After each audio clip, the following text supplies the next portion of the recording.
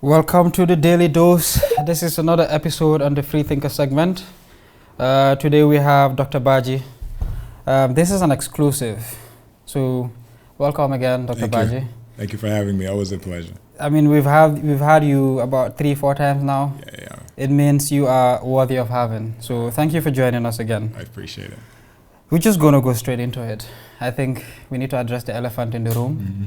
And we go on regarding the issue with Innovarx and MCA. What can you tell us about it? No, I think first of all, just grateful for us to be in a position to be of service to people. I think we try not to shift our focus.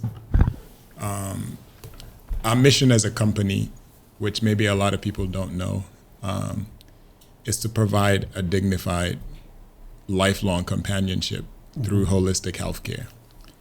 I think anytime development happens with growth as a company, that's when you need to focus more on why you started in the first place. So as unfortunate as it may seem to a lot of people, we've kind of remained focused on our mission, which is restoring dignity through healthcare, because there's always been a need for it, and that's why we came about. There's a lot of things about what happened. I'm not in a position to talk about it yet. What I'll say is it's not like we opened back up, which we're grateful, but it doesn't mean that we still don't have challenges that we're hoping to resolve in a way that allows Gambia to be home for Innovarx for a very long time. But also a sense of appreciation for a lot of people that we did not have to come out and fight for ourselves. I didn't have to come out to defend myself. But also, in the middle of the noise, there's a lot of people who care about this country that often don't get credit for it, that have been very involved in finding a solution that benefits the Gambian people.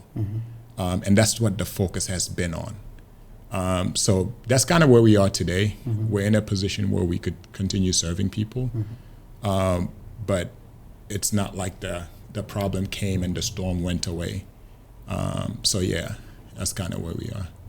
The whole shutdown must have affected your business because you were closed for 7 days. For 7 days, Yeah. and I mean, there's a lot of people that are heavily relying on your services. How has that affected your business? Well, significantly. I think there's a lot of damages that some businesses could afford to shut down.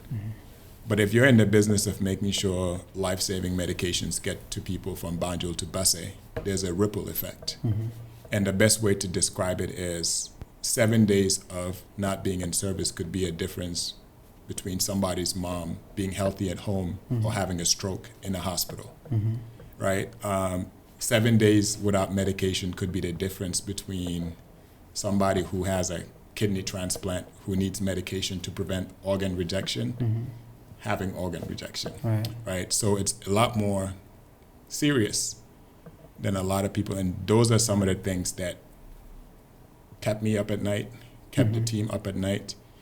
But I think through it all, one of the most inspiring things that happened is we were closed on Friday.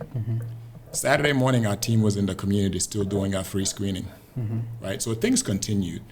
And I think when we talk about the challenges of growth and development, I think it's really important to understand a few things.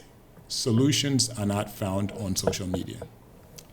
Technical matters cannot be discussed with people that don't have technical background. But also you have to understand the sentiment of the general public as well. So yeah, it impacts the business in a lot of ways. And we have such a strong relationship with the diaspora because our biggest customer segment is the diaspora. So you just learn from it. I really do believe when things happen, the first one is for you to learn, and then the second one is on you, because you have a better understanding of your environment, better understanding of what's ahead of you. But there's nothing special about me. There's nothing special about Innovarx. It's just an opportunity. When we're talking about the Gambia that we want to create, we're going to go through growing pains. And I just see this as one of those things where the average person may see, oh, this is why diasporans don't want to come back. No, this is why diasporans should come back. Oh, are you going to be discouraged and leave? No, this is when we double down and understand why we exist, right? Because there's a purpose why we exist. But also you want to be partners in development with everybody in the system, from the governments to the regulatory boards, because these are partners, right? And I think oftentimes we confuse the role of government as if it's one person, when the government is you. Right. The government is me, right? Not the person has the responsibility or the burden of leadership, Right. who is always at the mercy of the quality of information that he or she has. Hopefully it'll be a she one day in Gambian history as well. But yeah, overall, I mean, you pick yourself back up, you fall forward, and you keep moving, because why you exist is at the cornerstone of everything that we do. And it's something that we're very proud of. Yeah. So, I mean, with all these challenges that you're facing, do you still think it's worth it to stay in the Gambia and maintain your business? And why? Even more so than now. I see challenges as opportunities, guys, right? A lot of things, Innovarx is not the only business that has intentions of making the lives of Gambian people better. I'm not the first. And I also don't want to be lionized in the process, because there's so many other people that have been here before me that will come after. But if our default mode is always get a dekabi, then dekabi nuimel, no line mustimel, right? Yeah. If we feel like growth is going to happen without challenges, then our country won't never move forward, right? So if anything else, and from a personal standpoint, anybody who knows me knows I've already lost everything in terms of me really believing in why Innovarx should exist, not even for Gambia, but for the continent. Our company name is Innovarx Global Health, meaning a new solution to global health. Yeah. That's really what we mean. Gambia is where my 56-year-old grandmother died at the age of 56 from diabetes and hypertension. So when we were building Innovarx, I put her picture in front of me and build a company that could have given her a chance to be 86 right now. That's the why. So I think it should even make Gambians want to do more and participate in development, in being able to sacrifice or go through the growing pains, because before anything changes, there's people that go through a harder route and then make it easy for people behind. So I stand on the shoulders of every business person who's also faced challenges or opportunities to improve the lives of people around us. And I think that's a mindset shift that us Gambians need to have. Wherever we think is a challenge, we should see it as an opportunity to improve the state of affairs in our nation, doing it together with the people who have the responsibility of being stewards of this nation that we love at the end of the day. Yeah. So with the whole incident, I know you guys have the like packages where people pay on a monthly basis, and you guys give them drugs. So with the whole closure, is there any particular case where someone was affected? Yeah, the impact, I think it's not even for public discourse yet. In terms of the damages, the repercussions. I think that conversation will come later on. But to answer your question, one of the things that we've always been proud of are a few things that I could say before Innovarx did not happen. Most people hear us say democratizing access to healthcare, meaning we started not for the Combo area, but from day one, we not only made medications accessible, but we were delivering it from Banjul to Basse. So a lot of people whose family members don't live in Combo trusted us with the welfare of their families, and then we distribute medications to them, right? So whenever there's disruption, we have to face those challenges, which is a separate conversation. But also, the Gambian people haven't been paying attention to a certain extent, because my background working in communities, you should not walk into any place of dispensing medication and they'll tell you for the same medication, one that is from this place costs X amount, one that is from that place costs X amount. Because what you're communicating to the people is the quality of health that you deserve is dictated by the size of your wallet, meaning there's healthcare for the rich man and there's healthcare for the poor man. Yeah. And I think the biggest misconception that a lot of people have about Innovarx is a premium healthcare service. But we subsidize healthcare in a way that really made us unique, where we said, no type of this medication is from this way, you're going to pay one price. And just because you live in Fajada doesn't mean that you're going to have access. We want, if the president of the USA was on a medication for high blood pressure, we want when he wakes up in the morning, the same tablet that he takes is the same tablet that your grandmother in Farafenye should wake up and take. That's at the core of what we believe in the company. That's why our mission literally focuses on a dignified lifelong companionship through holistic healthcare. Yeah. And that's something we'll keep doing. We'll keep doing it. We've seen the benefit of it. People have shared their testimonies. So that's something that we're going to continue doing. If anything, it's also a reason to do it more. To do it more while you still work with the right people who do have the country's interests at heart, to hopefully get to a point where it becomes easier for us to do more. Yeah. I mean, that's a perfect segue to my next question. I saw you posted something on one of our episodes that we posted on Twitter. You said, I'm just paraphrasing, you said capitalism is the fastest way we can get out of poverty. Can you elaborate on that?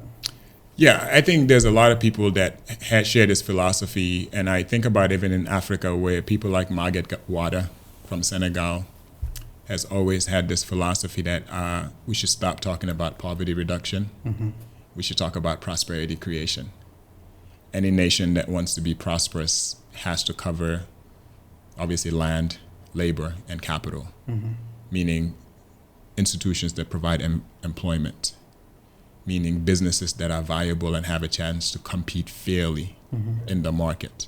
We have a right to it, right? But I also think from colonialism to now, the design of some of our nations was flawed because the idea of statism was what was introduced, meaning our colonial masters designed governments to do everything, right? Be service providers, do everything, be the biggest employer in the nation. And if you look at the trajectory of companies or countries that have transformed, and Asia is a good model for this, the private sector led to prosperity. The government created an enable environment that allowed, especially young people, to have access to wealth creation, that have access to building companies that last a generation. So if we look up and we don't have any companies in the Gambia who there's a succession plan, meaning they're like a third generation company that has over 1,000 Gambians, there's none that I know of. Yeah. And at the root of that is conscious capitalism. And I know a lot of people think capitalism is a bad word, but poverty reduction hasn't helped us either. But conscious capitalism is being able to build structures and infrastructures that are economically viable, that the wealth is not concentrated in only one person, but any company that could hire 1,000 Gambians and pay them a living wage, you've actually created prosperity for 1,000 people who now have spending power. So somebody who couldn't afford a bicycle buys a bicycle. The person couldn't afford a motorcycle buys a motorcycle. Meaning now if you're in the business of selling motorcycles, there's more people that could buy a motorcycle. Right. So there's a trickle-down effect that happens in the communities where also the Gambian Dalasi stays within the Gambian communities a little bit longer.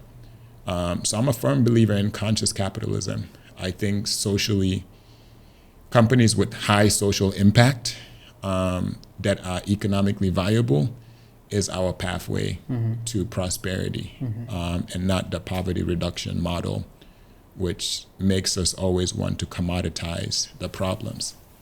And anytime you're in the business of selling the problem to get help, you never want the problem to go away. Yeah.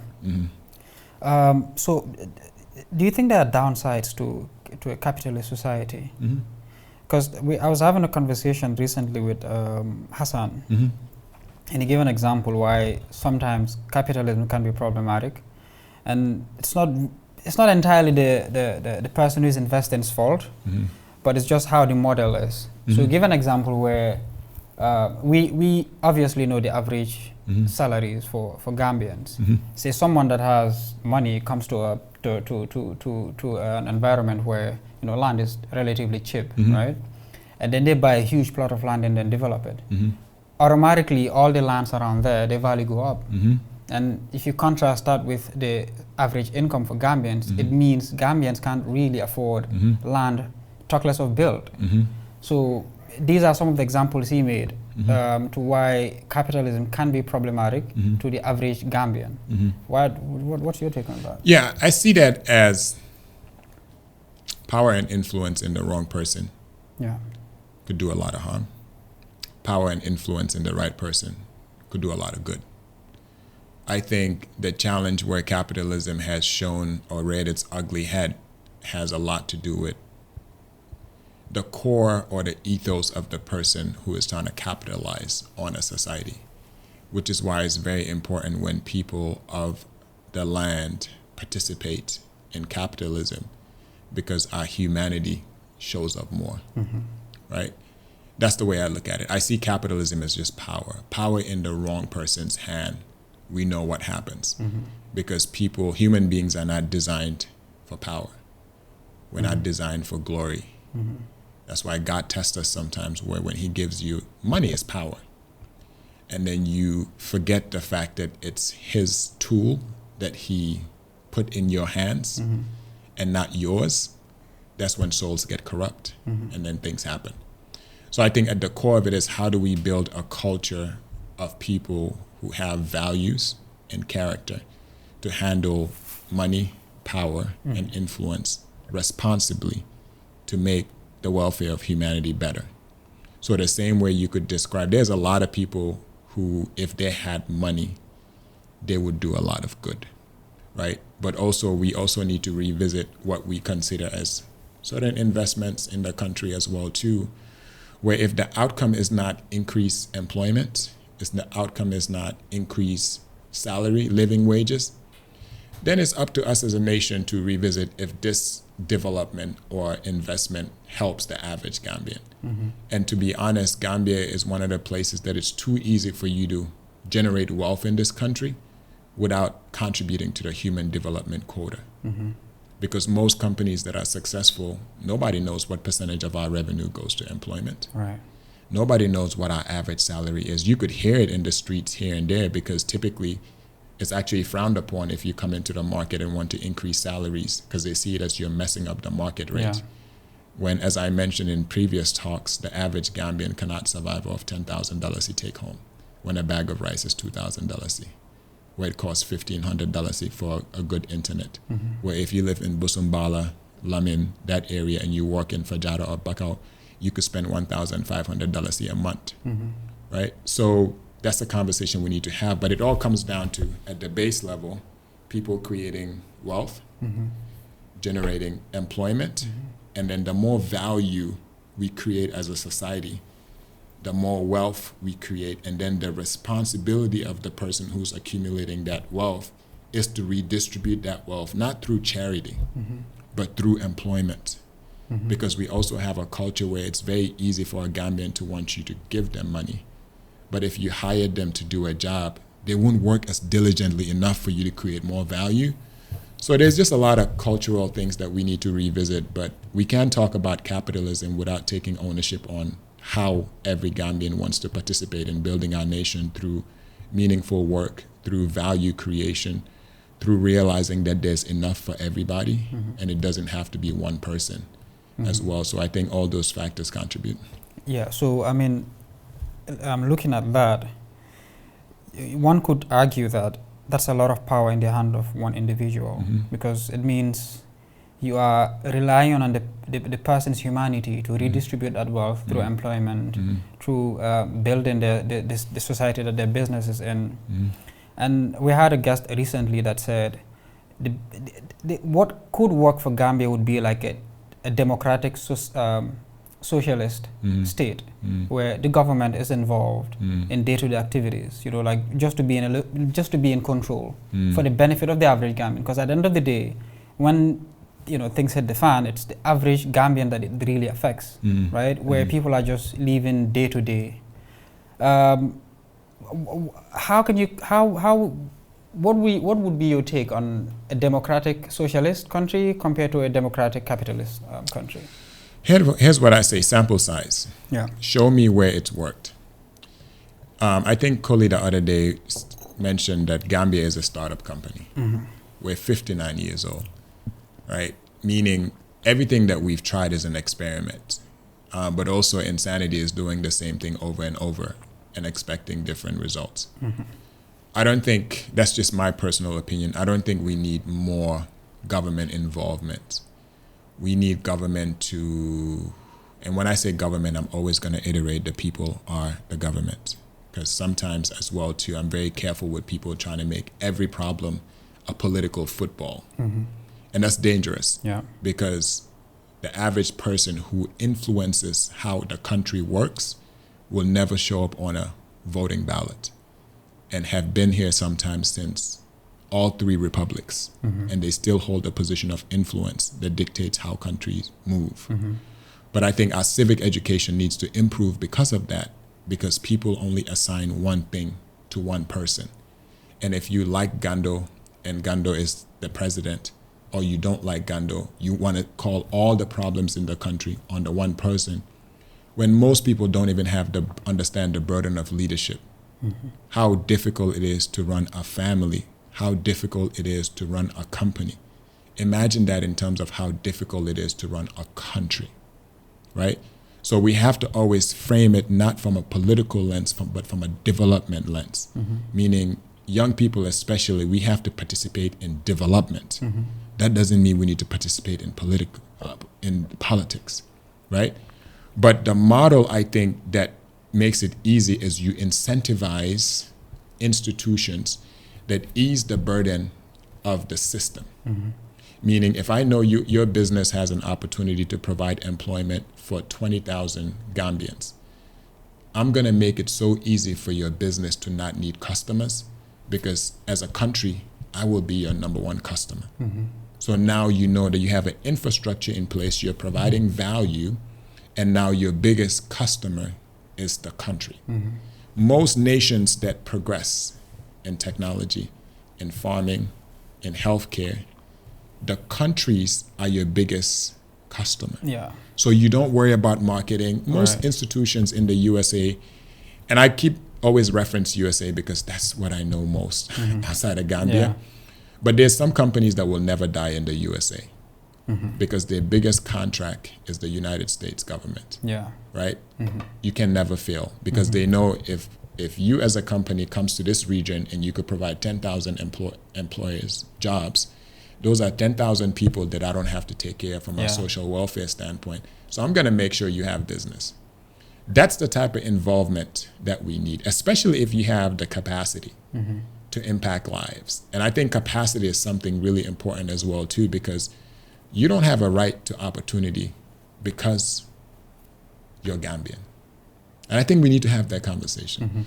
You should have a right because you have capability to deliver value, and you're committed to it to a point where whoever's receiving what you're offering feels like this is adding value to their life. Once you've established that, then an infrastructure has to be around you to make sure you're not worrying about survival, because that's also very difficult as a young company. So that's what I believe in terms of incentivizing people that have an opportunity to create jobs for people. And once you do that, the more revenue Gambian companies make, then by virtue of competition for talent, salaries will have to go up.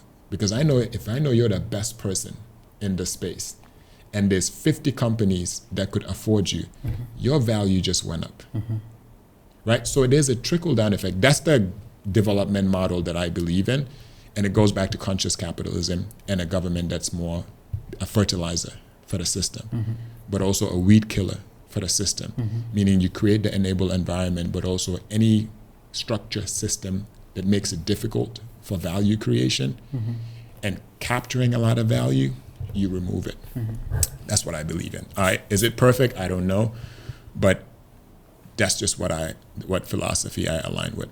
So you're basically saying the role of the government should be to help individuals that are actually trying to make a change. Absolutely. And make sure they remove obstacles. Absolutely. Because you as a private business, what you can do, you can employ a lot of people that the government could be expensive for the government to do. Which is, it's one way to look at it. Yeah. And I guess it's, difference of opinions, and sometimes I think we don't think about some of these different models enough, or look at examples of where they've been implemented and what were the consequences of that. And I would understand why someone would say they want to have a socialist country, because in theory it looks very, very, very attractive. But in practice, is it? We can't compete globally. Yeah. If we want to think. Gambia is already, even if you look at the number of employment, right? Who's our biggest employer in the Gambia? Yeah. Is it the government? Yeah. Meaning it's already a social welfare program. Yeah. Which is why a lot of systems don't. It's redundancies all over. But also the private sector is very difficult to find talent to be able to compete at a global level.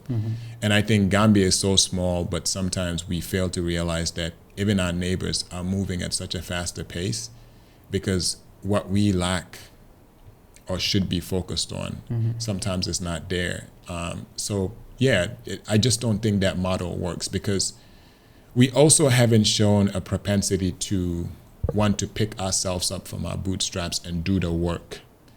Every person who's running a company will always have a conversation about the Gambian work ethic, how X, Y, and Z, and that's a double-edged sword. All right. Because you cannot be paying people wages that are not a living wage and expect them to be a superstar employee. So it's two sides to the coin, but we have to have that conversation around both sides of the coin. Meaning, as fipu, as Gambians, there's still a dull indifference about yala bahna, yala musuta bon, domi adama mo bon, wa yala musuta bon, right? Yeah. Wa yala tamit genut nyo buga. Yeah. Yala kude dimbele bopam la de dimbele, right? So there's a shift that we also need to understand, that okay, then what a first jump tamit joke ligay, because ligay kati doing Gambian. The average Gambian, we protect Gambia so much. Why pugunyo ligay Gambia? Yeah, that's true. I mean, I completely agree with that. The kind of energy we put into a foreign business, foreign-owned business, it's usually not the same energy you put into Gambian-owned business. I still do not understand why that is. Maybe if someone is listening, they can get in on that. It's just a very strange, weird. I don't even know how to explain it. It's remnants of how the country was formed. Yeah. It's a byproduct of how the country was formed. So these are deeply rooted social constructs where the colonial master realized that you have to create an ecosystem where there's one valuable position that you anoint and give it to somebody. So everybody loses focus on creating other positions that could be valuable and start looking at only that one thing. So we're always programmed to say there's only space for one, but also whatever's foreign is better. Yeah. So we get to the habit of saying, okay, why you? Not why us. Most communities that thrive, that successfully thrive, they always think, why not us? Not why you? So that's a deeply rooted construct which is why if you're unfamiliar, it's easier. Because kiduafi, I'm a dohal business, I'm more because man line getting. Right? So it's something I don't know how to solve it. Yeah. But it exists. That's something I don't have answers to. All I could say is we as a people could start having conversations to remind people of the power of us, the philosophy of Ubuntu, you are because I am, the power of trying to be a galaxy and not individual stars. That may take an entire generation, and maybe we've lost a generation. I heard the Minister of Basic Education say the other day that 800,000 Gambians are in the basic education system. 800,000 Gambians are in the basic education system. That's the generation we should try to save. Yeah. By changing their mindset. Yeah. By instilling the concept of Fajin, which is more us. The older generation, unfortunately, it's very difficult to change somebody who's for 30 years and above has thought a certain way. Yeah. Right? But the benefit is that 800,000 could transform their minds by the time they are 30 years old. Mm-hmm. Because in my experience, I'm 38. Technically, based on the healthcare status, I maybe have about 20 years more of life, because the average Gambian man doesn't celebrate 60 years old. Mm-hmm. Right? There's less than 3% of our population that's older than 65. There's less than 0.5% of our population that's older than 80. So the fight that we're fighting should be for that 800,000 people, but also as we build companies, as we build institutions, we should think about how is this going to make the life of an 11-year-old better, not how it's going to make my life better. That's the biggest shift. Every decision, if you think about the 800,000 people, if I make this decision, how is it going to affect somebody who's 3 years old? Which is why, Gando, if you notice the emotional wavelength of young people, there's something that happens where I think our young people start dying while being alive when they become teenagers. If you see a Gambian boy or girl who's under 10 years old, the joy just oozes out of them. Yeah. They're playing, they're running around. But start seeing their face when they're 14, 15, 16. There's a sense of desperation that starts creeping in, that it's like a vacancy. They don't have any exuberance. They don't have nothing that excites them. They don't have nothing to look forward to. So every time I see those young people, I'm like, anywhere else in the world, when you're 17, 18, the world is your oyster. But just start paying attention to the energy of teenage Gambians. If it's a female, you've gone through maybe a lot of trauma that you don't have an outlet. If it's a male, you've probably gone through a lot of trauma that you don't have an outlet. And now there's nothing that you have to look forward to. Academically, if you know that only 4% are going to have a chance for university, you don't have a skill. So every day between 16, 17, 18, before you technically finish basic education, what is there for a Gambian child to look forward to? Who are the role models that they have to look forward to? So if we pay attention to the society, drug use, increasing. Yeah. Alcohol abuse, increasing. Crime, increasing. It's because that innocent 11-year-old boy who had all the joy and exuberance, our society's breaking him at 14, at 15, and 16. And when he's 18, 19, 20, he has nothing to look forward to. He doesn't have the skills to be employed. He doesn't have the academic criteria to go to university. So what do we expect that person to be at 30, right? So it's a deeper conversation, and I just pay attention because I always notice that most 14, 15-year-old boys and girls, there's no excitement in their face. So it's deeper than what we're doing at our level, but I think that 800,000 people, which is close to half of the population, that are still being molded to become citizens, we need to pay attention to how could we improve that cohort, because most of the older ones, we've already lost them. Yeah. So what are some of the things you think we can do to save these 800,000 individuals? There's a couple of things. I think any human being's experience, there's two things that influences who you're going to become. Yeah. Nature and nurture. Nature is in your DNA. I think if you are an African, you have the most powerful source of ancestry in the world. We're the most resilient human beings in the world. Mm-hmm. The fact that we contain as much melanin as we do is a form of resiliency. Our ancestors that we're taking as slaves, which oftentimes we don't talk about, we are the most resilient gene, right? That's nature. All of us, if you track your ancestry, there are people in your ancestral line that if you learned about who they were, you feel invisible. Yeah. Because their path was so much harder. Yeah. Than our path is in this day and age where technology, infrastructure, things are actually better. Mm-hmm. That's the nature part. Mm-hmm. I think every child is going to get the nature. Mm-hmm. The nurturing part is 3 components to it. Home, school, society. Yeah. Home, school, society. Meaning we need to do a deprogramming and restructuring in all those 3 areas of influence to ensure that the version of an 18-year-old Gambian who's getting into the society has been impacted positively by those 3 loci of influence. Mm-hmm.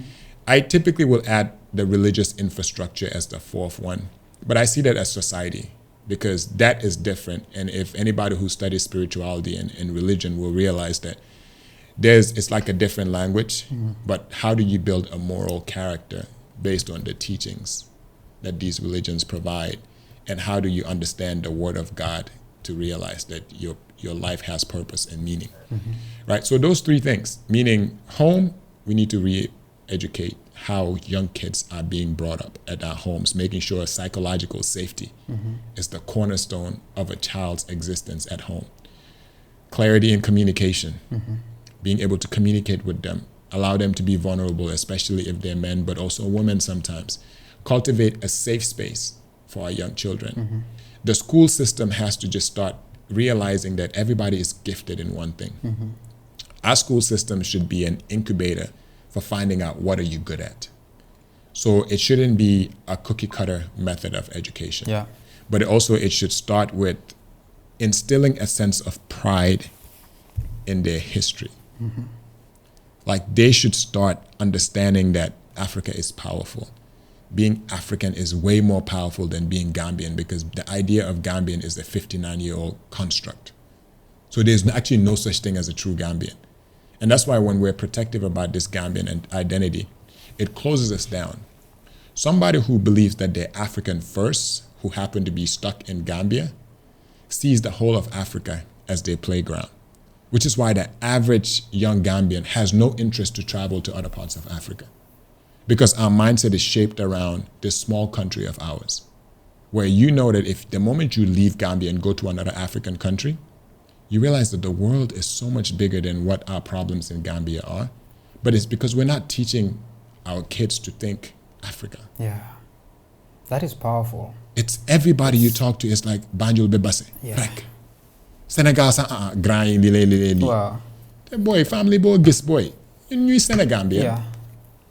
That's a powerful statement because that is it's actually unlocking some shackles in your head where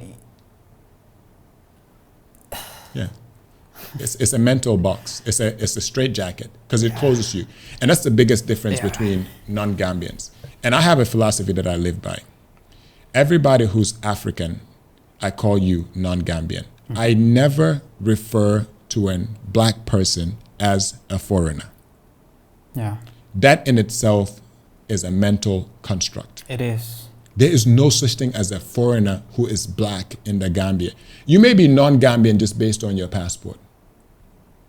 And most Gambians, to be honest, I've traveled around Africa. We use foreigner more for people that are African in most African countries. They call you my brother. Just travel to the coast. They'll never tell you, oh, my Gambian brother. They will say, oh, you foreigner. It's a different mindset. South Africa has some issues with xenophobia, right? But let's not act like Gambia is inclusive. We call a lot of our African brothers and sisters foreigners. I mean, we do have certain terms that It's derogatory. Exactly. Nyak. Exactly. Grand. Yeah. All those things, right? Yeah. They're just non-Gambians. But those people, they wake up, they see themselves as African. So what opportunities that may not be available in Senegal because it's saturated, mais ba ma dem suma mbokki Gambian yi liggéey fa Yeah. su ñëwee fii ñu teggi right? So it's a shift because I think we think too much about this small place and it's caging a lot of our young kids, which is why on average, even when I hire sometimes, if you're a young Gambian who's left Gambia and gone to another African country, even if you have less experience, I value you more because your mind is opened up a little bit. Yeah. And you realize that our problems are so small in the grand scheme of things. There's neighborhoods in Nigeria that have more adults than the whole Gambia. Yeah. Literally. I mean, Nigeria is what? Over 200 million? Is it 200 plus million? But just think about That's it. crazy. Right? But all of our problems, if you think about it, we think in a small way. Yeah. And we're raising kids to think that all their opportunities and their life, so we're going to kill each other in this small country because we think soon words like fi rek la muna am. Wow. The Gambian bu génn Gambia da nga tekki. Heli ñoo xat. Dañ xat. The Gambia dafa ndaw. And sometimes I make the contrast between the size of our country to the size of our minds. And if you think about it, it does make sense. It's like the size of your country kind of influence the capacity of how you think. Yeah. Yeah. And I highly encourage people to travel a little bit. Yes. Sometimes I think the solution for Gambia is this, right? If 1 billionaire is listening to this and they can actually fund the whole Gambia to just travel, I think we should do it. I think if we had a program where as soon as you graduate high school, because some people have national youth service. Nigeria has it where you have to serve. If we had a program where every person who graduates finds an African country to go live for 2 years and come back, mindset will be different.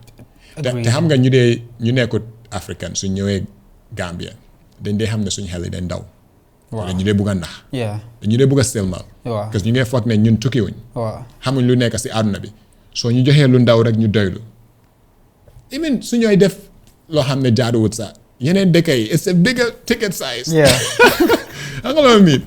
So it's a mindset shift. And I think the schools, that's the only opportunity that we have to reprogram what education actually means. Because schooling and education is not the same. Most Gambians are highly schooled but uneducated. Agreed. And most of our uneducated people, unschooled people are the most educated people I've ever seen. Agreed. So you have to strike that balance. Yeah. But it goes back to home, school, and society. Yeah. To save the Gambians that are behind. So that means everybody has a role in it. The society has a role in it. Our religious infrastructures have a role in it. Because also, too, we cannot build religious enclaves where they could be spiritually aligned but cannot find a living. Yeah. Right? So there's just a lot of systems that need to change, and it almost becomes a mission impossible. Yeah. So that's where everybody just finds one part. I think school and home is the easiest amongst the three to fix. There's not a lot that needs to be done. It's just the willingness to do it. Society is a little bit broad. There's a lot of different influences that could be very difficult to quantify. And one of the biggest, I think, issue that society currently has is the introduction of social media, where it's a different world where people conflate it with the real world, but it's not. It's not real. I mean, just earlier you said you're having some peace, the fact that you're not on social media anymore, and I completely agree with you. But it's like somehow if you're on social media for too long, you start internalizing like this is a reflection of what society truly is, but it's not. It's just a tiny, tiny, tiny portion. The noise is just too loud, and it's targeting you. Yeah. I tell people there's two industries that call their customers users. Yeah. People that sell drugs and social media companies. Yeah. But going back to society, the reason why it's important, TikTok, for example, is influencing more young Gambian minds than any space that has ever existed in the history of Gambia. There's two sides to it. Whatever you consume, eventually you will become. Yeah. And most people either create on social media or consume social media. That's the balance. Yeah. Meaning, if you're not creating on social media, you should consume it less. But it's also something that the two components, the home and the school, don't have any control over access of information to these young people. That's the dangerous part. Where now everybody and a machine is determined, oh, Gando likes videos of cats dancing naga. He's going to get videos of cats dancing naga in abundance every single day. Yeah. Where even places like China, where TikTok started, oh, robotics. Exactly. Science. And I don't think this is what, I don't think people realize this. TikTok in China is completely different from TikTok anywhere else. Certain content would not even flow down to the masses. Yeah. If it's destructive, it's not going to flow down to the masses. But us, it's like the free range. So now, unless going back to those two components, the school is teaching them how to consume social media in a productive way that protects your mental health. Yeah. So if you see the amount of depression amongst young people, the low self-esteem, the drug abuse, the promiscuity, the lack of self-worth, because you have this machine that is feeding them every single day that you're not light-skinned enough. Yeah. Right? You're not tall enough. You don't have enough money. So it's just something that I think we need to really revisit. Yeah. But it's such an influencing tool. I mean, it truly is. And sometimes when I have conversation with certain people, I try to make them understand. You might think you're thinking critically, but if you really think about it, you're not. It's like you're group thinking now. It's like whatever the trend is, that's what you're a part of, right? Just this morning, I was watching a video on this professor with a student, and he said, "This is we're segueing to wokeism, this new trend of being woke." This student said, J.K. Rowling is transphobic because of certain comments that she has made. And then he started with, the premise of his statement was, given the fact that J.K. Rowling has made some transphobic comments, what is your take on that? And the professor just rolled him back a little bit, because if the premise of your statement is given the fact that, we need to revisit that. Is it factually you thinking about that, or is it because people are saying she's transphobic? And they analyzed the comment J.K. Rowling made, and he realized he was a victim to group thinking. Because what J.K. Rowling said, if you really think about it, objectively, she didn't say anything that's transphobic. So we are seeing this phenomenon where people are just moving with the waves, like they just, whatever wave comes, it's been pushed with them. And I think that is detrimental to our society. It is. I don't know if you've seen this. Absolutely. And I think oftentimes, even for people, I tell them stay off the comments on social media, for one. Because social media does one thing really well. It primes your emotions and your way of thinking. And that's why it's so disruptive. Because even if you wake up in a happy mood, it takes one post for your entire body chemistry to change. So it's such a powerful tool. So which is why even if you think a certain way, and if you think about the framework of thinking, right? It's rooted in information. And that's why oftentimes I tell people, tell me what you think, not what you feel. Because most people tell you what they feel, but feeling is typically premature. It's intuitive, right? Thinking is based on information that you've processed based on your terms, how you understand it, and you articulate your understanding of something. So most people, even going back to the wokeness, it's like they triggered. Exactly. Because it triggers your emotions and you speak based on how you feel, which is fleeting. How you feel changes a lot. How you think you need to be presented with new information to be like, oh, I need to change how I think, because I've been provided with a lot of information that I process and I understand it differently. I see it differently. But the problem with social media sometimes is if it's something that you've already said in a moment of just feeling it, now you own it. So, and even if you go back to revisit it, you never have an opportunity to erase something that you've already put in the world as well. So that it's so true, and you just find a lot of group thinking. Going back to what you said, people that even don't understand a subject, and they have an opinion on it. They have an opinion, which is mind blowing to me, right? It is. Right? So even it truly is. Even with our incident, I realized, okay, let me get off social media immediately because I am a subject matter expert. In my field, and I don't say that like I'm bragging about my educational experience or anything else. I'm a subject matter expert. Most people in the comments have no idea about our industry. It's like a headline that they're reacting to. So I would be a fool to start using that source of information as a basis of what to think, what to say, or what next to do, right? And I think it's the same thing because a lot of people, it's as if you being like a media, social media, you're an expert in the field, and somebody's saying something online about something that they have no clue about. It's your fault if you engage.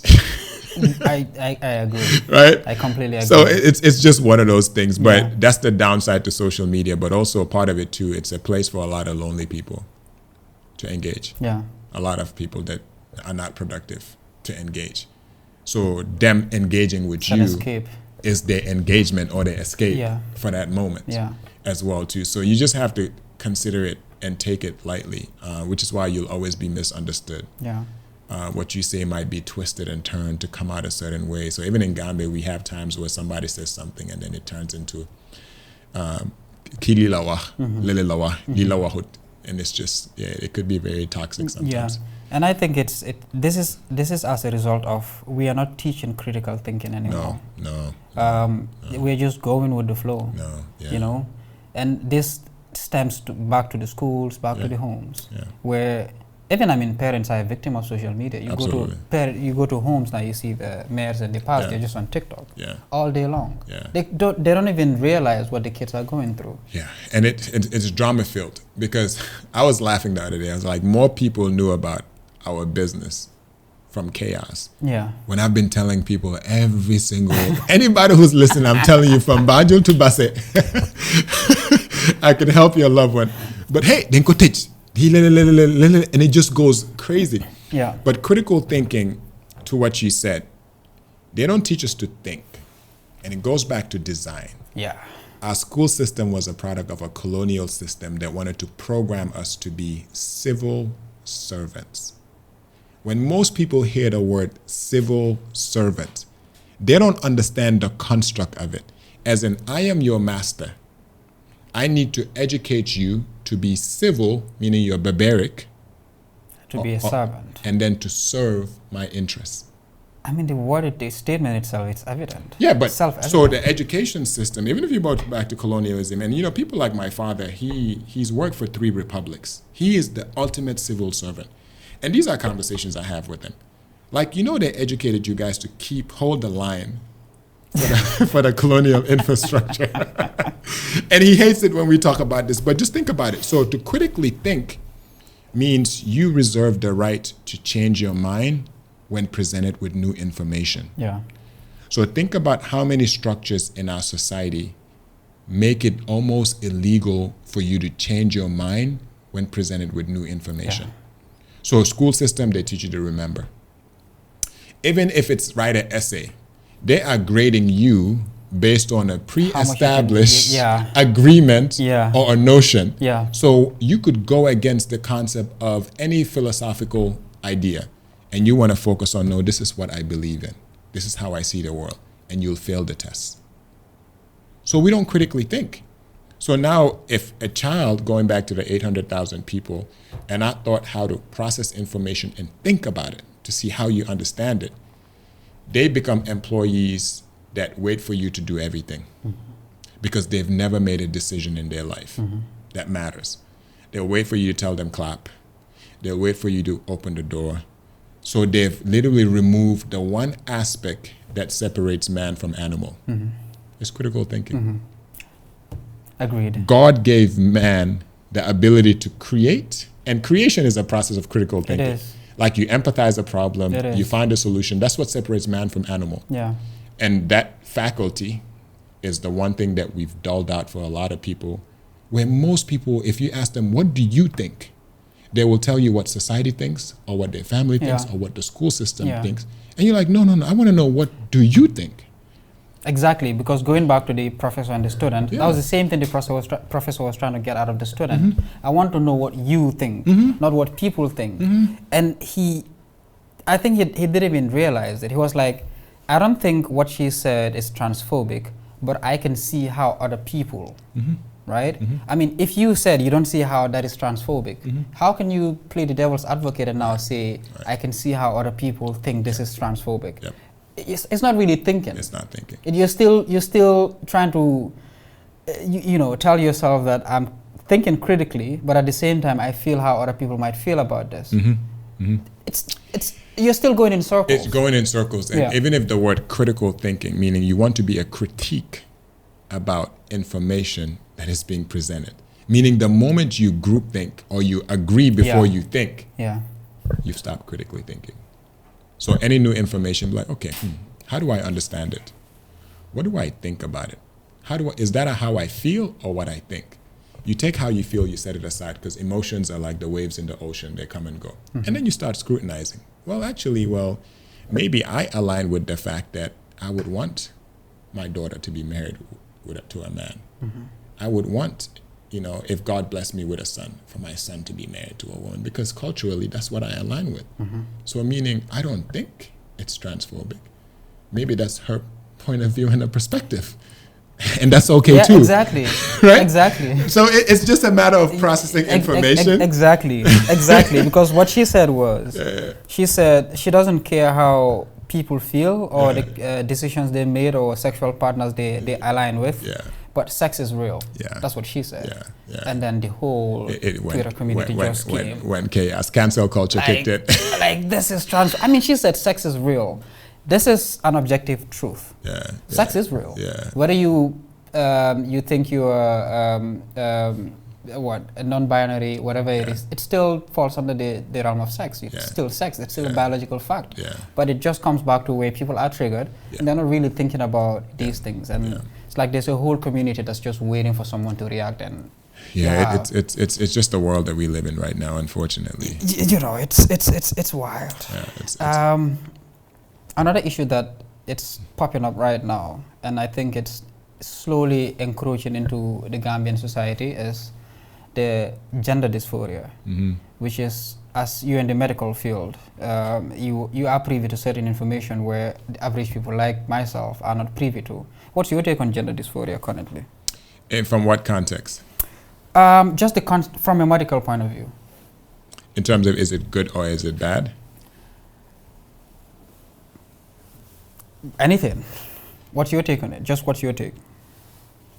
I think human beings, more and more, we're faced with certain challenges when it comes to how people choose to approach certain things, where the moment you want to even express how you feel about it, you're almost crossing a line, because I think you need to be responsible for what is yours and what is as how you want to operate.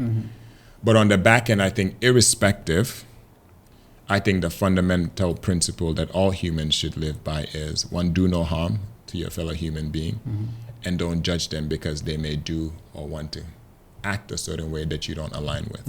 But you also don't have to accept it, because that's also your right. Right. That's always my philosophy. That's always my philosophy. And I think for me personally, that's what I have a problem with, where it's almost becoming an issue for you if you don't align with it.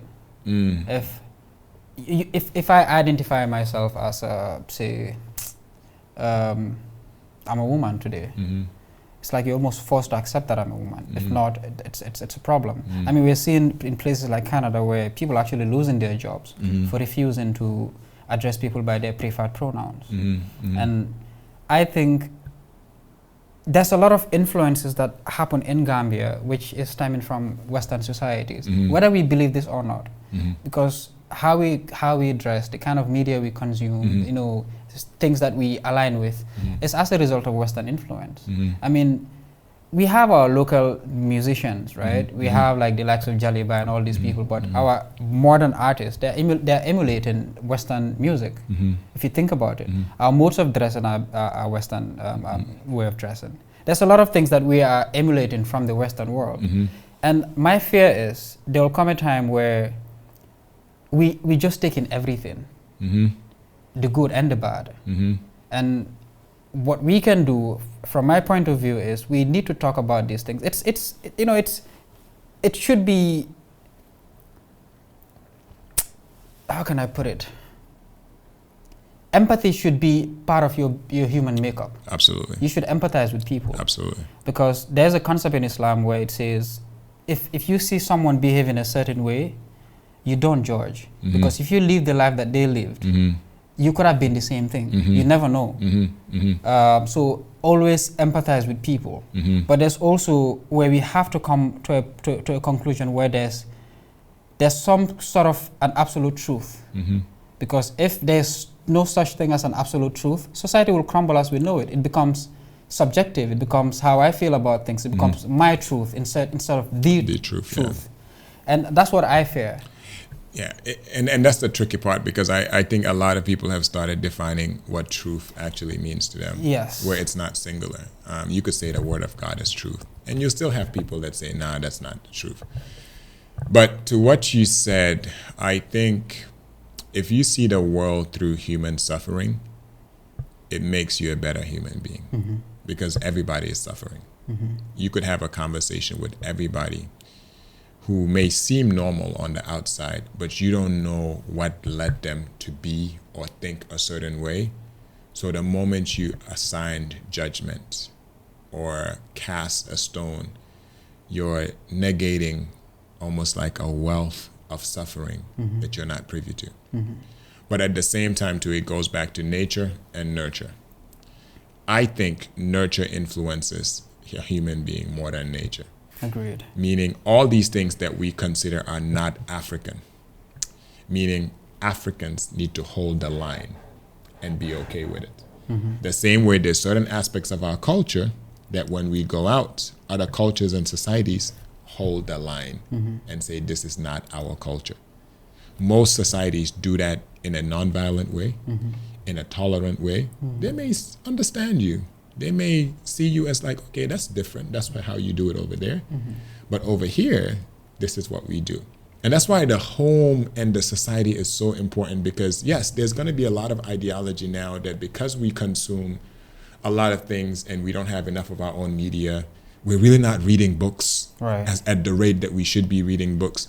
We're not filtering information. The average person, even on social media, everybody should be trained to hit not interested.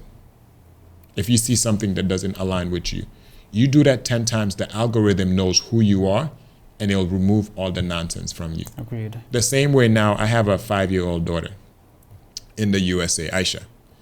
She has a lot of information. Most of the times I keep reminding her, okay, let's understand certain things. You're Aisha. Your Gambian name is Aisatu.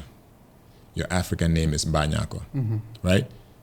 These people do that, but what we do is something different. Yeah. So at that age, she's seeing that not everything that is available is for me. So you don't have to hate the person, but just understand that your identity is rooted in something that you don't have to conform or agree with. Exactly. But don't hate it as well. That's the nurturing that I think needs to happen, because also we know in our society, most people will go to the extreme of hate, bigotry, which leads to violence, which is also dangerous. So it's just the nurturing and understanding that there's always going to be influence over how we act, what we should do, how we should think. But we should always reserve the right to nurture what's ours in a way that aligns with who we are. And that should be okay too. Yeah. So basically what you're saying is you should raise, or you should nurture the people around you that you're in control of to conform to whatever it is that you want them to conform to, and not what's coming from outside. Yeah. So, but I mean, again, you have control to a certain extent, because there's certain information that your child, for example, is consuming that you're not privy to. You don't Disney. know. Disney right now has shifted it completely in what they feed kids. Completely. So I see some of the programs that Aisha's watching. I'm like, even as an adult, I'm offended. Right? And I stop and tell her, hey, hold on. You know this is not okay, right? Right. You have to. But it goes back to being a companion to the people that we're raising. Right. Right? We cannot lack surveillance over what's happening. There's a sense of enlightenment and awareness that goes to a collective urgency. As a people, we need to be more enlightened and aware to see how the world around us is affecting us. Yeah. And that's something also, I don't think it's a Gambian thing, because most Gambians, because that's what poverty does sometimes. You're so worried about where you're going to get your next meal that every single system that is affecting how you're going to live, what you're going to have access to, is rotating at a speed that you don't even know, because you're stuck in a poverty mindset where you're thinking about fan lai leke is my best meal. Yeah. Kan mo ma joh baha. So you're not thinking about how laws are affecting you. You're not thinking about who's your counselor. You're not talking about what decisions the people responsible for your child's education are making. Yeah. Because you are looking down and seeing every month, so my salary be $7,000. I have a child, 2 kids, and a wife. You're not even thinking about, because when you talk about the Maslow's hierarchy, self-actualization is all the way at the top. Yeah. Safety is at the bottom. Yeah. Most Gambians are trying to get safety and security. They're not trying to self-actualize. So it all comes down. That's why certain issues, I think, is privilege issues. Yeah. It's really privilege issues. Agreed. Yeah. I mean, this has been an enjoyable conversation. Yeah, likewise. So what I want to do is I just want to open the question Sure. to our viewers, to the ones that are listening. Sure. If you're listening, man, if you have any questions for Dr. Badjie, you can just raise your hands and I will accept you to speak. Sure. Do I accept? Okay, added as a speaker. Yes, Fatima, I think we can hear you now. Your mic is on mute. Good evening, everybody. Good evening. Good evening. Dr. Badjie, how are you? I'm good. How are you doing, Fatima? I'm fine, thank you. My question is, with regards to when, MCA made the publications, I think Innovarx did before MCA, right? Correct. Yes. So, how were you able to manage the situation? Because I know it was really frustrating, and being a good leader comes with a lot of responsibilities as well. So how were you able to maneuver the situation? No, I think that's an excellent question. And without going too much into the details, I think one of the skills that every leader should have is knowing how to manage crisis. And I think you always need to see crisis from a perspective of how not you as a leader feels in the moment, but how the people that you serve might be affected by it. And I think that is very, very centered, because entrepreneurship is not easy. Most people, that may be the first time they maybe even heard about my name or a challenge that I faced. But the journey of Innovarx in Gambia started in 2014. So since 2014 is when we registered in Gambia. We did not open until 2019. And as recent as 2022, I had to sit for an examination before I could even be a pharmacist in the Gambia. So there's been a journey to it. But if you start any initiative thinking that it's going to be smooth sailing, then you shouldn't start the enterprise. So I think being able to manage your emotions, for one, because it's easy to feel hurt, feel disappointed in the moment, which we're human. You want to acknowledge those feelings. But you also have to snap back and lead in that moment, knowing that your team depends on you, your family depends on you, and most importantly, your patients depend on you.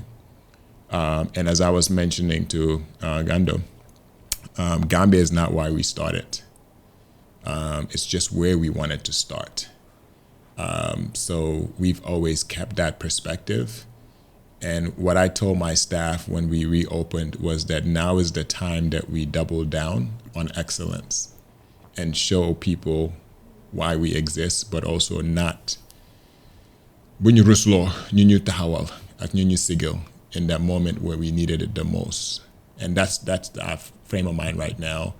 Internally, that's all the things we're doing right now is how could we actually do things better now for the people and not cry or lick our wounds. Yeah, disappointment, sure, but also a lot of people showed us that they care about the work that we do in the Gambia.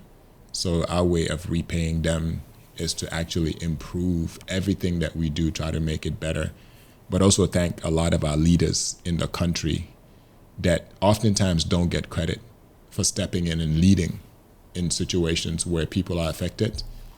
And I think a lot of the progress that we've made so far, it's not over yet, but crisis management, communicating and remembering and focusing on the mission, why you exist, and not everything else that's temporary that you might be going through. That was a good answer, Dr. Badjie. Anyone else? Fatima, I hope that you're satisfied with that answer. If there's anything else you want to ask, we have him currently. He's kidnapped. So. See, two people have requested to speak. Hi, can you hear me? Yes, we can hear you. Okay, yeah, so this is Sunkar. First of all, I want to thank Ismail for sharing his perspectives on his experience there. It takes a lot of courage to do what he does, and is a source of inspiration for many of us in the Gambian ecosystem. One of the things that you touched on that I think doesn't get enough attention is the fact that, as a very young country, we have a lot of young people who are going through our colonial education system, the curriculum of which I don't think has changed considerably in terms of the kind of entrepreneurial skills that you describe as necessary to move the country to where it should be. And I think for someone who is outside of the public sector, how do you, I know you and Fadi do some work with sort of like coaching people, but I feel like we need a lot more of that, which is why I just want to say, keep doing what you're doing, and you're continue to inspire us. But how do we change our curriculum? We have this YX system that we're supposed to do across the whole region, but the challenges that we have in Gambia is that I don't know that the curriculum has actually changed to ensure that those 800,000 people in the basic system are going to have a different formal instruction than the older generation that we seem to have written off. No, that's an excellent question, Dr. Sunkar. Thank you so much for everything, the support, the inspiration as well too, and the amount of times you contribute to the development of the Gambia without being in the Gambia physically, which I think I should mention is a model as well to participate in development. Even these days that it's really dusty, every time I walk outside, I say thank you, Dr. Ture, for the air quality work that he's doing in the Gambia, that I think more people should pay attention to things like that that's happening. Your question is interesting. I think Honorable Claudia Cole has a hard, very difficult job that she doesn't have a lot of credit for. The school system is going to take some time to reimagine, re-engineer, and I think her intentions are there. I think we as a society, the three tenets that I talked about, at home and the society, cannot leave the 800,000 people just in the hands of the school system. Most of us, our education started at home. Even if you're a business savvy individual, you probably learned a trade from your mom, which I did. I'm a pharmacist, but my mom is a second generation business owner who my grandmother used to sell tie and dye at Albert Market, Banjul. My mom took over the business. That's really where my business educated. So anybody who knows Aja Fatim Menga of Afdai, who knows Hadindong, my mom, is not surprised that I'm in business. So while I was studying science in school, I was traveling with my mom in China, New York, negotiating prices, understanding market value, create how to deal with customers. That was part of my educational system. And my mom doesn't have a college degree. So I think if we understand that we have a problem that is going to take a while to solve it, now us as parents in the Gambia should not mortgage away the education of our children to a school system that we know may be flawed based on the outcomes that it's providing. Right. But if every parent, for example, make sure your summers now, they're doing some kind of skill training. You're putting them in programs. You're sending them to go shadow certain businesses. And the society is willing to take on a lot of people who you could nurture them at a very young age. The school system will give them some aspect of their education. But as a society, we'll start educating our young children. That's the short-term solution, Dr. Ture, that I think about would work. That's why the benefit of having businesses, companies, young leaders who are also willing to sacrifice their time to participate in human development. So, because we cannot be everywhere at the same time, because as you know, running an institution is extremely difficult. But at the same time, too, the ethos of doing business is not rooted in human development in the Gambia yet. And it has to be a focus of all of us, young and old business leaders, having a component of why you exist to be development at all levels. But I think the education system, we have to have a three-party system, three stakeholders: home, school, and society. School will provide the schooling for whatever it's worth. But I think even as a parent, most of us that are parents, by the time our kids are 5, 6, 7, we start seeing their gifts, what they're really good at. We need to take over the reins at that point and cultivate their gifts very early, because I think that's how you build very wholesome individuals. And that's what a lot of societies actually are doing with their kids. School is only whatever hours you're at school, but after school programs, you exposing into different things. Sometimes just traveling with your children is education. Yeah.